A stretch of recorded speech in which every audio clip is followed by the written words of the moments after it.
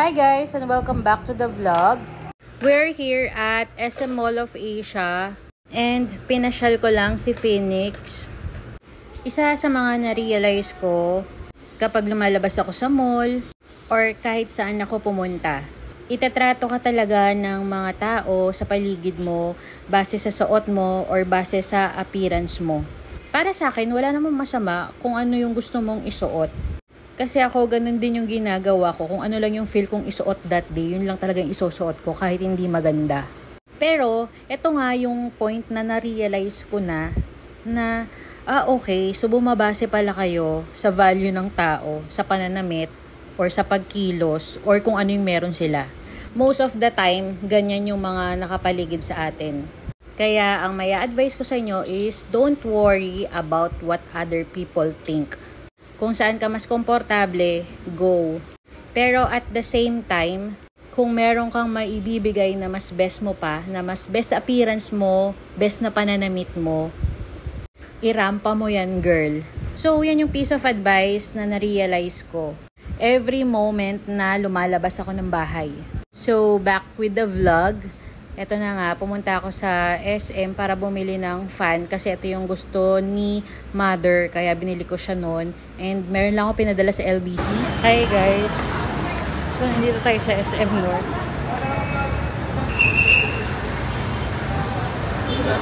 The next day na pala ito, wala na ako sa MOA, nasa Trinoma naman ako. Sabi kasi ni Habi, ayan, ipamper ko muna daw yung sarili ko at gumala. Guys, punta tayo sa Jamba Juice.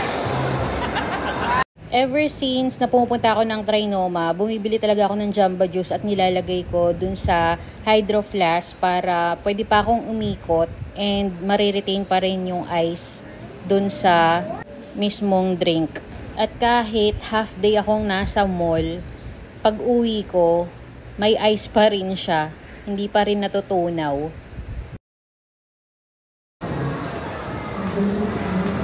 Daming tao. So, iiwan ko lang to guys dun sa may baggage counter.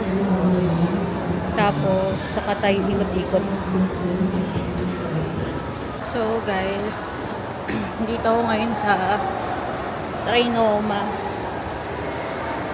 Dami kong ginawang errands bago ako makapunta dito kasi mayroon akong mga package na pinadala tsaka may minute up ako para dun sa Sony Angels na Cut Life series. Tapos bumili ako ng sa Jamba Juice, yung coffee affogato.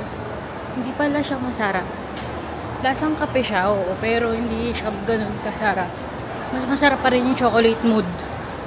Dumaan pala ako sa fully book ng Trinoma kasi mag-apply ako for membership. Akala ko dati para lang siyang National Bookstore na magbabayad ka ng card para magkaroon ka ng discount card. So guys, pumunta ako sa fully book and in-apply ko na yung membership discount ko dito sa fully book. Kaso kailangan mo maka 15,000 pesos. So ipunin nyo guys yung mga resibo nyo para makakuha kayo ng membership nila. Punta tayo sa Dyson kasi tatanong ko kung meron na sila neto guys. So, ang ganda ng color, ceramic top na Dyson. Open na pala si Flying Tiger dito sa Trinoma.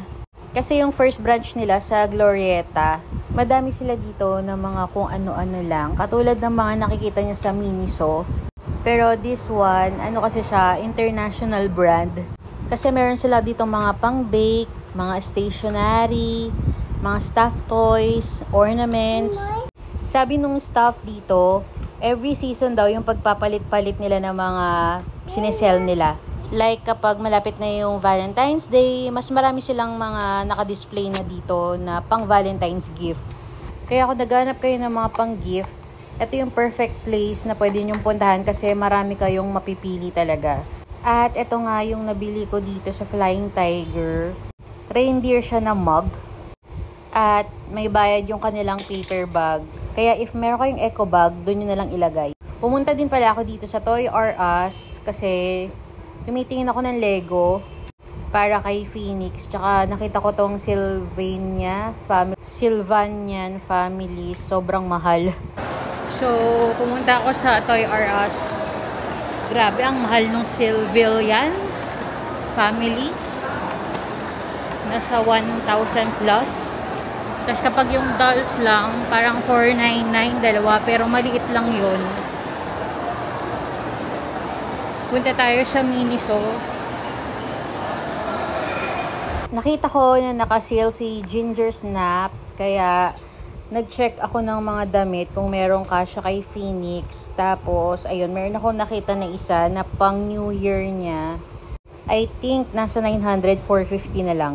And then, nakita ko nga to, Margin na bag sa Trinoma. Bagong bukas siya, Korean brand. Kaso, nagulat ako sa presyo dahil ang mahal.